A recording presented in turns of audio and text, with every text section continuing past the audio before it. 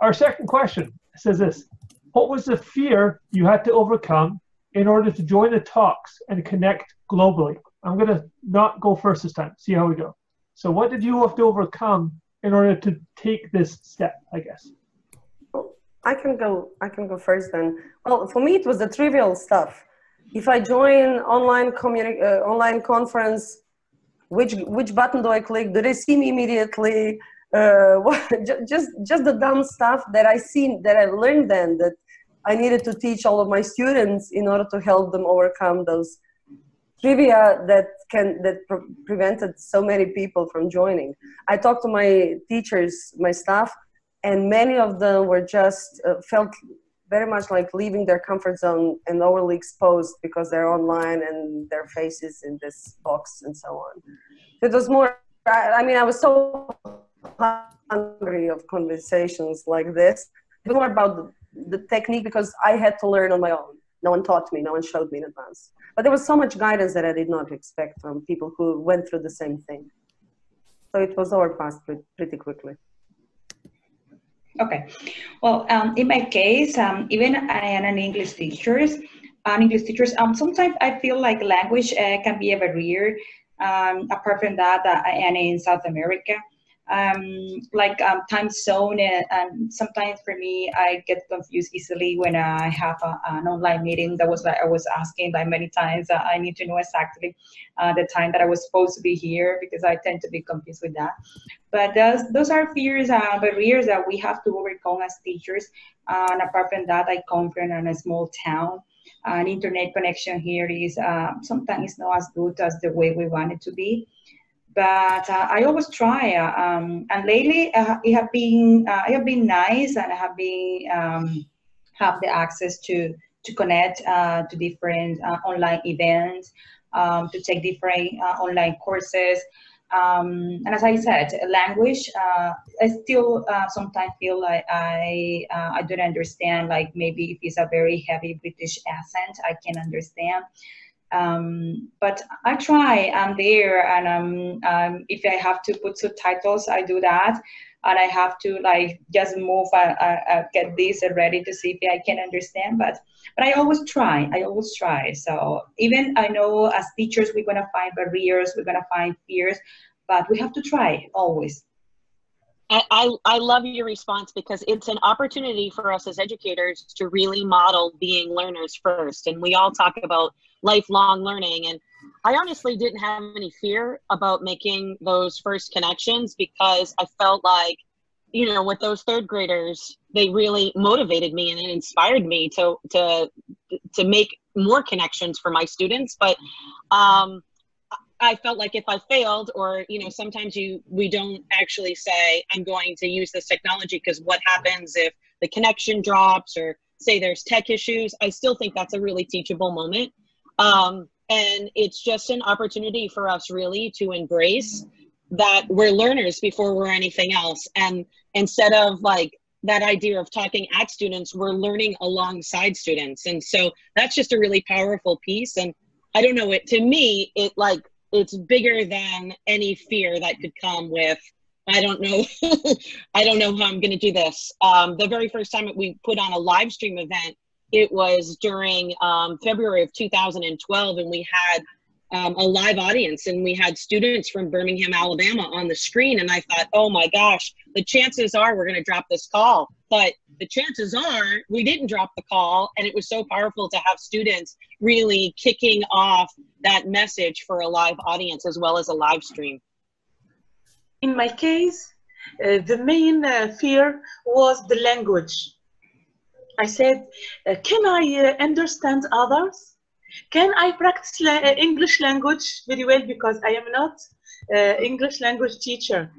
Can my students understand others' ideas? And really, it was a good practices when we used Skype to learn, and Skype in classroom. My students react with other students and share with other students their emotions and their ideas and their practices. So As you know, I am a twinning member. We participated in many webinars and many live events with other schools from Europe.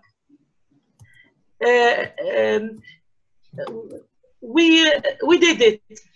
We can understand other, and we can share our ideas and learn from other, and share our culture, and learn other cultures and other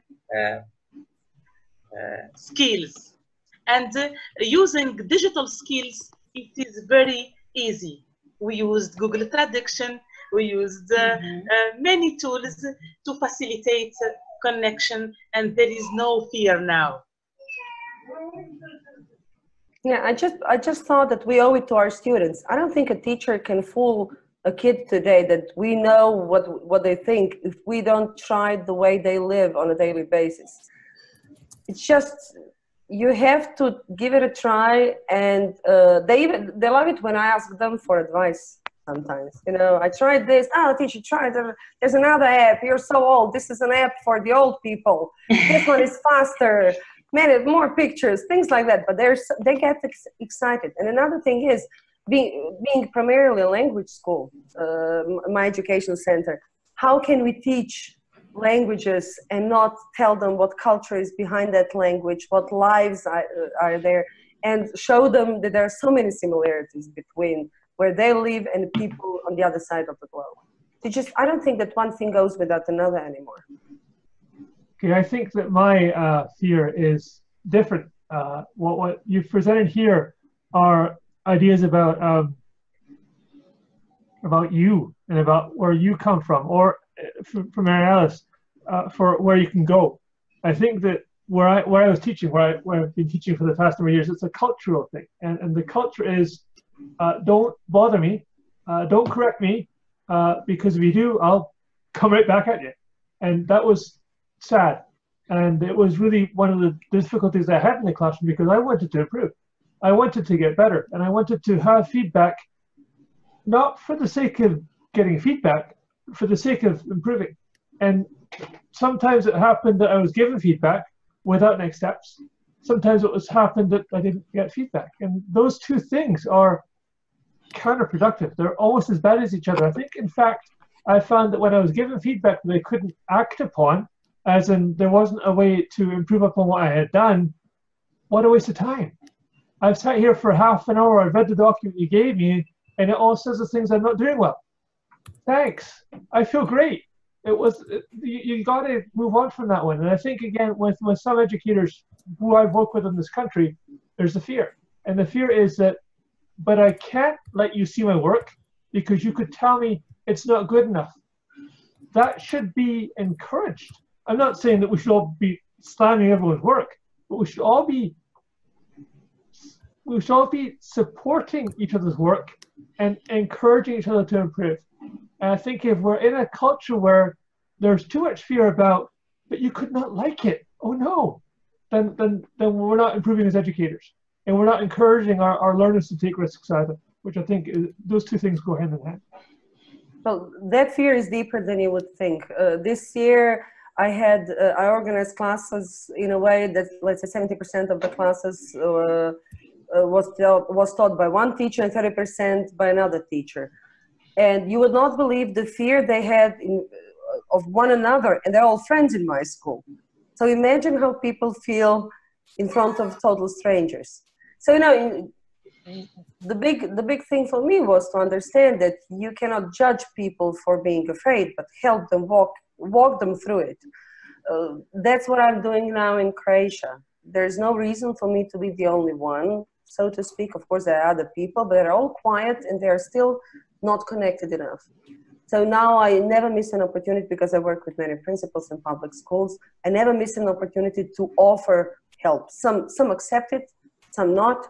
I even go to schools if I'm invited to coach them what the first steps could be.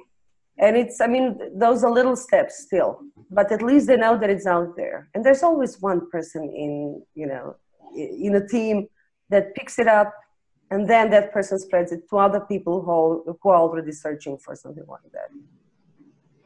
And just to continue on with that theme and that topic that both of you have just talked about, is that there are so many teachers and educators out there who are so afraid of doing something different and stepping outside of the box, outside of their classroom, so to speak, that when someone else comes along who is doing something different, they can perhaps be perceived as threat.